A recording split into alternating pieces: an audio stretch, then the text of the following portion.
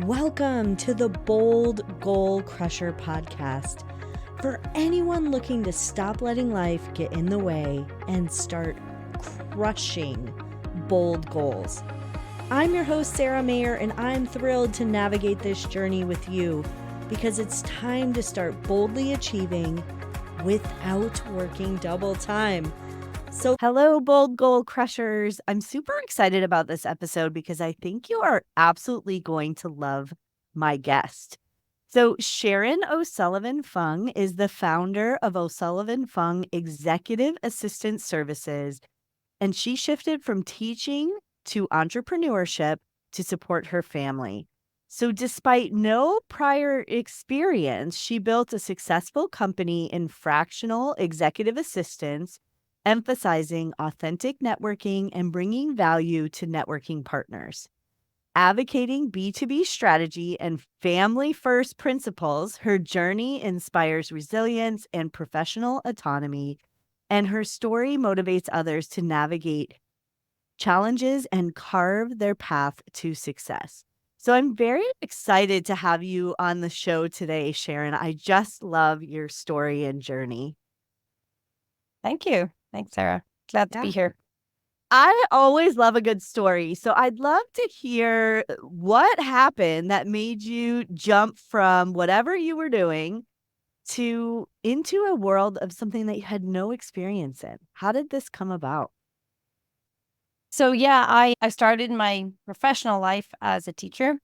Really always knew that was always what I wanted to do. I remember I had a little bit of towards the end of high school, I had a little bit of a wobble where I thought maybe I'd do something else. And then I came right back to teaching, which is basically what I wanted to do since I was in kindergarten. And worked as a teacher for 8 years. Worked in Ireland for 5 years as a spec ed resource teacher. Then I worked in Santa Monica, Los Angeles for 3 years as a classroom teacher. And then I got married, had my first baby, and moved to Canada, which is where we are now. And so I did take a break. I homeschooled my kids for a little bit, then got back into the education sphere in 2020, funnily enough. And I actually went in as an educational assistant. I didn't expect to go back into education, actually. After I became a mom, I thought I wouldn't want to do that because I found that I poured so much energy into teaching. I thought I would prefer to reserve that for my kids. But when I had the opportunity to do a part-time position, I loved it. I was so excited to be back in the school, and especially during the time when nobody was traveling, it was great. I was enjoying being in the school. But in the period where I was working part-time, it was still COVID regulations were still there. During that period, my dad actually was diagnosed with dementia. And I'm sorry. and so I always traveled home quite often. And in the back of my mind, I was like, okay, I'm working in a school now. If I work enough, I'll still be able to afford to travel to Ireland. It'll just have to be during the school holidays. And it'll probably be like every other year or something like that. We go to Ireland a lot because that's my whole family's there. We're very close with them. But then my dad got sick and and then there was a few events happened where I had to travel home during the school holidays, and it was so expensive. It was twice as expensive to travel during the summer than it was during the school year. And if I go to visit my parents right now, I really want to bring my kids with me. I don't want it to just be me. If I go, it's going to be for a long chunk of time. I'm not going to leave my kids for 5 weeks. My husband works full time. So I just got to the point where it was like, okay, if I'm going to, I have to try and go yearly now to see my parents. So there's a few factors involved here. I can't afford to go during the summer with 3 kids. I need to work because I can't afford to pay for yearly visits to Ireland. Plus, my kids, 2 of my children have special needs, so they need to be I'm paying for private school for them. So I had all of these financial strains, but also the practical strain of can't travel during the school year. And even the school I worked in was really awesome and understanding. And maybe I could have said, hey, are you okay if I disappear for 5 weeks? They couldn't have paid me, right? I would have had to take that time off and not get paid. So that was the point where I had to change. I knew I needed to work. I knew I didn't want to work full time, but I also knew I needed to have control of my time because if I travel, I have to be able to work during those time slots that suit me. The other part that I really wanted to do too, the other part that appealed to me about having my own business and having control over my time was when I was working in the school and had a regular schedule, I could never do field trips with my kids. Yeah. I had to be in my position. And I couldn't, there was things I couldn't do on a volunteer level with my kids' school that I wanted to do. And then again, that was another kind of bonus of starting my own business. So then in March 2023, that's when it all came to a head, when my dad got his official diagnosis. And I was like, I have to make a change. And so I just jumped and I quit my job. I didn't have a business established. I was working on it part-time, but I just took the jump and decided to try and start my own business. So yeah, that's a leap of faith. Yeah. Yes. It was a bit scary. I will be honest. One thing I did as a kind of a net to catch me was we did have an Airbnb unit that we opened in our home. Oh, okay. And so So I said, if I can keep this Airbnb going, it gives me a little bit of income to make up for me not working. So it gives me time to see if I can make this business work. Yeah. Yeah. So I started the business. It was quite interesting. I started the business. I started down the road of being a virtual assistant, and I found a mentor and got some training. And one of the things I struggled with at the beginning was the saturation of virtual assistants and the kind of jobs I wanted to do. And in my mind, I was like I like administrative work, and I just need to make money. So I'm just going to just do whatever I can to replace the income I lost. So I was trying to find like niches here and there. I was going into Facebook groups. I started working with teachers initially. I was a spec ed teacher, so creating teacher resources and that kind of stuff was not actually my strength. As a spec ed teacher, I spent a lot of my time doing administrative work, meeting with people, creating individualized education programs.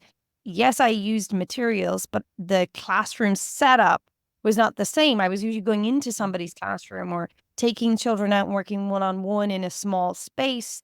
So actually that niche of being an executive assistant or a virtual assistant to teachers wasn't quite my strength.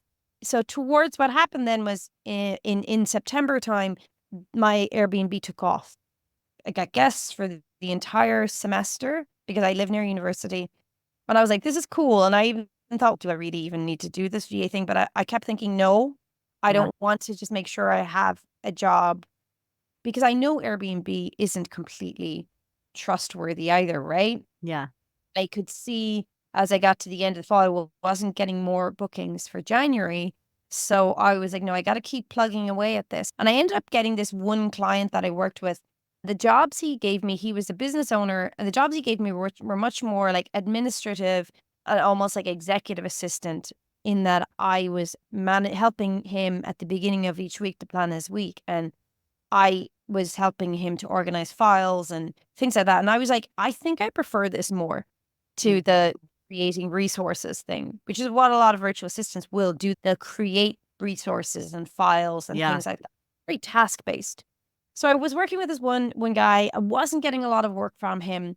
But then I got a client who I just had him for a very short time, but he invited me to a networking group on Zoom. I didn't even know those things existed. I was aware of like in-person ones, and I had looked into going to one or two of them. But before I got to an actual in-person one, I discovered this online one. I'm like, this is so cool. And I really enjoyed the group he introduced me to, but it was 8:30 in the morning. I am not an 8:30 in the morning person. No.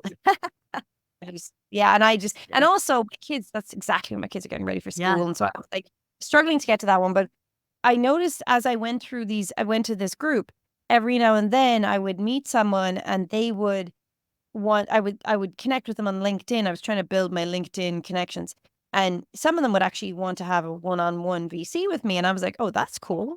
But I was also going into these VCs. What am I doing here? Am I pitching this person? I hate getting on calls and talking about like why you should use my services. I just don't like talking about myself, and I find them so awkward. But anyway, they were interesting. One person I reached out to, and instead of getting on a VC with me, he was like, hey, try out this networking group. So I was like, okay, cool. And I had been doing that. If someone invited me to a different networking group, I would go. I went to this one networking group. It was a local one to our town. But the minute went into that group, I was blown away by Wow. the energy, by the support, by the even just people giving me ideas for how to network. And I joined this one. Now, this group was subscription based. And I was like, subscription based. I had not paid subscription for anything because I was making very little money at that time. But I was making enough money to cover the subscription. And I had a feeling this group I think is going to work. And I said, okay, I'm going to give this a go, see if it works. And if it opens doors, I'll stick with it. If it doesn't, I'll only give it the year and then I'm gone. Because you had to sign up. Yeah, it was like a year. Wow. So I went, I did it. That again was a bit of a leap of faith and then my first month in, my one existing client, he ended up like offloading me because he was clear he didn't have work for me because he wasn't getting work. So I'm like, oh my God. But so it was very funny. I lose that client. My Airbnb stops getting people into it. We literally had to reconfigure our finances. So like we contacted the school and said, can we have our 2 months off right now? That kind of stuff. Yeah. And it was like, we were just saying, how are we going to get through these 2 months? Because it was like Airbnb just wasn't being booked. And then I was not getting clients. But after I had been in this networking group about a month, I got my first client. Oh, wow. And then I got another client. And then by April, I was almost maxed out on clients. And Wow. so that was the part that really blew the door open, was finding the right group and learning how to network authentically and without being pitchy. I learned how to get into a one-on-one and not talk about myself.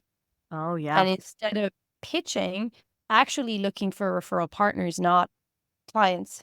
And that for me was like the magic sauce, Mhm. because I ended up just organically people coming and saying, actually, I really need this. Yeah. Would you help me? So that was where the door opened. And now I'm at a point like where I have a lot of clients, still developing my business quite a bit in terms of even like what I charge people, how I'm managing my time, how I'm managing client work versus networking, Yeah. and all of that. It's a whole learning curve, but it's exciting Yeah. because I solidly say a year in, I have a business and I'm not depending on my Airbnb anymore. That's not Yeah. my, so I want to go back because you said something that is really interesting. I think a lot of people, when they first go into business, I know you took a leap of faith and jumped and quit your 9 to 5, but a lot of people think they need to know exactly what they want to do. And what you talked about was trying out a lot of different things and realizing that, oh, I don't want to do this. I don't want to create resources. I don't want to be task-based. Can you talk a little bit about that? As you were trying these things, how did you really determine what you did and didn't want to do, even though you maybe didn't know at the point that you took the job, the client? it is, I will be honest with you, it is a journey. And I think it's really important for people to understand that. And like I said, I started as a virtual assistant. I have met countless people in my business connections now who started as virtual assistant, figured out what it was they actually are good at, and changed their title. So I went to executive assistant. I know other people who've done other things, like they've become a social media manager or content creator or business manager. Yeah. So that for me, it was great to have the mentors, right? So one of my virtual assistant mentors, her name's Erin Booth. She's the one who suggested to look at what I've already done. So my background is teaching, right? And that's my profession. And I still think it's really important for me to lean on that because it gives me longevity and experience. So I then went, okay, teachers, and went to the teacher part. But that didn't work for me. But what was interesting to me, and that's the other part of surrounding yourself with a network that's supportive and mentors you. Like it was actually one of my current clients right now. The CEO of that group, I had a VC with him. And the first thing he said to me is, "You're not a virtual assistant, you're an executive assistant." And I'm like, "Oh, well." But he could see in me an energy and a motivation that an executive assistant has. And as I walked down that path of, yes, I love this admin stuff, right? But it's not just pencil pushing, it's actually partnering with my executive to help them further their business. And part of that is relationship, right? And that's a huge thing for me that I love. I love building relationship with my client, understanding their needs and their wants and their passions, and then facilitating that by taking the load from them so that Yeah. they can do what they're really good at, right? And as a mindset in that, right, that I think is natural to my personality, but also the experience of having worked as a spec ed resource teacher, managing multiple schools, multiple students, and multiple professionals, because I would work with the teachers, the speech therapists, the occupational therapists, and I would pull together a team for one individual child.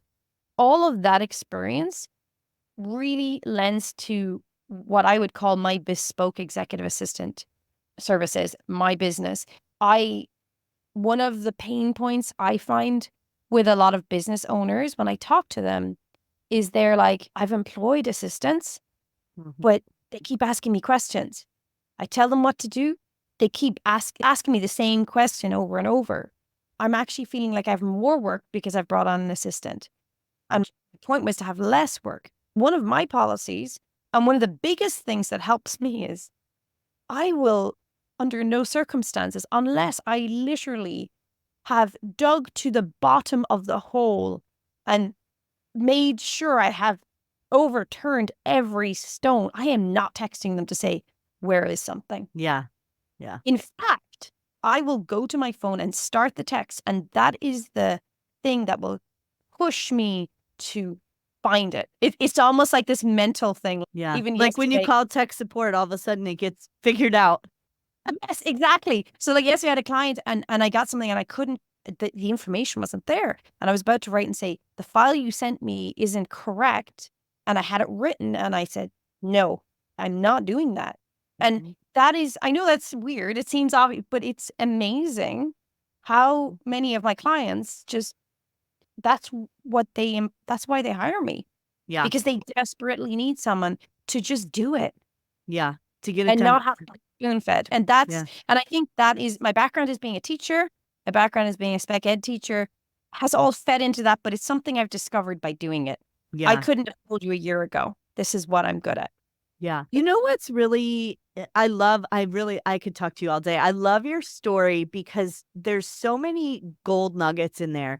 I think many people, when they're thinking about leaving their 9 to 5 or whatever they're doing now that they know is not where they want to be, and they want to transition into business, they truly believe that it's like starting from scratch or starting over. And one of the things that you shared was, you had all this experience from working with teachers and parents and higher ups and admin and just a lot of experience that you could then tap into when you were building your business.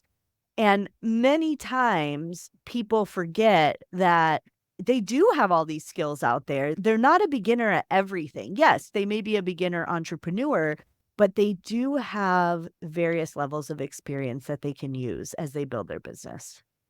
Definitely. Yeah. Yeah. And even there's different levels of, when you speak about intelligence, you've got academic intelligence. One of the big ones that I find in a lot of the people I interact with is their EQ, their Yeah. emotional quotient is very high. And there are a lot of people in the business world who don't have that. And so you've got people who have a practical intelligence, just knowing how to figure out how to organize workflow, or so each one of us has our own kind of intelligence, right? That we're good at, that we can pour into our business.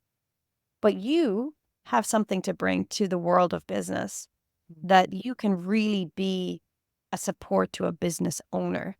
And I Yeah. think that's the exciting thing about the world of business right now is the amount of people, consultants, fractionals who are coming together to help support each other and Mhm. build businesses and help people have freedom in their business. So it's not just these big corporations who are running the show, but they're individual people supporting building businesses by collaborating together and bringing the skills that they have. So 100%, every one of us have these strengths that are needed in the business world. Yeah. And so throughout this, you referenced it as a journey, and I agree that my business has been a journey as well. Throughout the journey, how do you stay focused, motivated, and not get off track with where you're going? Yeah, I very often I do feel like I'm off track, especially lately as my business has started to boom. I always remind myself, and I actually talk to my husband a lot about this. We like to talk about business a lot. We both work remotely. I have my own business. He works in a corporation, but remotely. But I always try to remember why I'm doing this. What Mhm. was my purpose in doing this? My purpose in working, first of all, was so that I could enable my family to do certain things. So I needed Yeah. the money for that. I need the money to do that. I also need to keep top of mind the fact that I want this to be a part-time thing, which Mhm. almost seems like an anomaly. Own a business but work part-time, Yeah. right? And my goal is always my family is first, Yeah. right? And I also need to remember that it's my children and my husband, but I'm doing this so I can be more available to my parents too.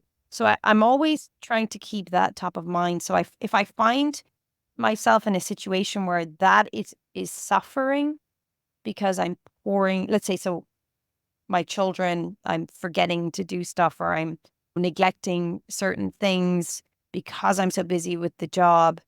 I know then I have to stop it to reconfigure how am I doing this and how do we do this better so I'm still allowing that time to focus on them? Because we can get very sucked into right our jobs Yeah. and the drive of that. So that's where I'll go back and revisit and I will go back and sit down and say, how can I structure my day now so that I am making this job, this business that I have, do what I wanted it to do. So one of the things, actually one of the biggest things most recently I've been trying to use is I'm using like a Notion workplace tool. Oh, I love Notion. Yeah. Yeah, so that's been fun for me and I've been learning that. And so initially I've set it up for my business and I'm still working on that, just tightening up like work blocks and stuff like that. What I plan on doing now is incorporating a family planning into that as well, so that I'm not forgetting the things I need to do for the school and for after school and things like that. And I'm also doing it so that my husband is in there and that we both know what's happening and we can both support that. I am going to use it hardcore over the summer. My kids aren't going to a ton of camps over the summer. I'm going to be around and I'm going to be working with them. One thing that's been a huge learning curve for me is knowing my best work times. Mm. I Yeah. I have learned actually that I'm not great for work. My brain does not work as well in the morning. And a very recent thing that I discovered is around like 1:30, that's when I suddenly get into this work drive Yeah. where I can sit down and get a ton of stuff done. So I talked to my husband. Our kids aren't on vacation yet. They have another week of school. But I said to him, okay, we need to plan in September. You're going to do school pickup. Yeah. Because if you do school pickup, I don't have to drop that workflow Yeah. part. And he's totally on board with that. He's like, yeah, 100%. He said, I can arrange my day so that I can do that. And that means you got work done during that best time period for you. Yeah. So Yeah. For me, all it's 6 o'clock at night till 9. It's so bizarre. I will do that too. Like I will do but the problem for me, 6 to 9 is when my kids are home. Mhm. That's because now in the summer it's going to be great, right? Because I will spend the morning with them and I'll do all those things. But I would be like you, like 6 to 9, I'll get a ton done, but I need to stop at 9. What's Yeah. happening to me And this is part of my journey. What's happening to me is I'm going further later because I'm not really starting until my kids are kind of Yeah. going to bed. Yeah. But yeah, it was interesting because I think we all just assume that we should work like from 9 to 5. Yeah. It Yeah. all work. So if you were to go back and do it all over again, what's maybe something you would do differently? What I would do is I would first and foremost find a really good networking group Mhm. and get people around you. Because yes, the networking group has been great for opening doors for me, but it's also brought me friends and colleagues who are walking the same path Mhm. and we support each other. Like Mhm. yesterday, like we have this networking group, but 3 of us have become really good friends and we message each other on LinkedIn. We've never met in person. Yesterday, all 3 of us went into the group and we all like had these like life issues that were just getting us down. Mhm. 3 of us were like literally like threw all these gold nuggets of advice at each other. And it was just lovely just to know I can come and go, oh, like I messed this up or Yeah. drive me crazy. And so it's both the emotional support, but also just that ability to grow your business. And Yeah. if you can find a networking group that is more like a mastermind where people get together to learn, that's Mhm. gold. Because for me, I worked for years, but I was not a business person. And I feel like I have just learned so much Yeah. from people around me. The other thing I highly recommend is learn. When people tell you to do something and they have years of business experience, try it, Yeah. right? And the Read. key there is to try it. A lot of times Yeah. entrepreneurs in the beginning and even as they go on, they consume all this learning and knowledge, but your key phrase is try it. Like you need to Yeah. take action on it. There was a couple of tips given to me at the beginning of this year, and I just said, fine, I'm doing it. Yeah. Because I don't have anything else. I have one client, I have nothing else to do. Yeah. So I poured myself into those tips and they opened the doors for me. Yeah. They worked, right? So now I'm like, you know what? Someone gives you a tip, give it a go, try it. Yeah. I love Right now, it. sometimes it won't work, but if people have years of business experience, I just feel like they're worth listening to. Yeah, Right? exactly. So yeah, but yeah, and to be honest, so I said I would do the networking, but make those intimate, authentic connections with people because that trust aspect is so important, even in following advice. Right, Yeah. listening to someone up on a stage is whatever. If you're talking to someone who's experienced in business, you can actually bounce ideas off them. Yeah, exactly. And yeah, so finding those people for me has been huge. Yeah. Yeah. Awesome. I just love this conversation. I love that you have been able to take some leaps of faith, but also be really intentional about what you're creating. And I know that you work with a lot of different clients. So if somebody was interested in learning more about what you do or working with you, where might they find you and what might they expect? Yes, I mostly connect and network on LinkedIn. So my LinkedIn profile is where you're going to see me and what I do. Connecting with me, I usually will start with it with a call, a discovery call. Yeah. And usually those calls are typically networking calls. And if you're interested in working with me at that point, you can say, hey, I'm interested in that. Then that's where I will usually discuss my packaging and how I price things. It is very bespoke to clients. It is based on certain tasks, but also I have clients who do want me to do something very different. So we just figure that out together. Then if a client is finished interested in working with me, we'll go on and do a 1 hour complimentary determination of needs call. So and then after that, we work through the contract. What I do a lot of work in actually is helping with lead generation, finding podcast opportunities for clients who are looking to work on their brand image and marketing. I have a very wide connection of people in branding, marketing, social media, content creation who I'll typically work with to connect my clients with. And so I found myself to be in that area, in that world a lot, is clients who are looking to expand their marketing and their branding. But I've worked with clients in every area. What I would say is if you are an executive who really just wants to hand stuff over to someone and not think about it, then I'm your person. You're not going to hear from me unless we're like, unless things are, unless I really need information. You're not going to get emergency messages from me, basically. That is one thing I just won't do. And I am a very kind of independent, self-motivated worker who believes very strongly on me supporting you and not you supporting me. Oh, I love it. I've enjoyed this conversation. I love what you've built. And I think the biggest thing is really trying things out and figuring out what works throughout the journey. So thank you so much for being on the show. Such a great conversation. And I know we'll be connecting in the future. I feel that I have some things for you down the line. Thank you, Sarah. It's been so great to be on the show. Thank you for having me. Yeah. All right, bold goal crushers. It's time to crush your goals and everything that gets in the way because you do not need to work double time. So let's get to it.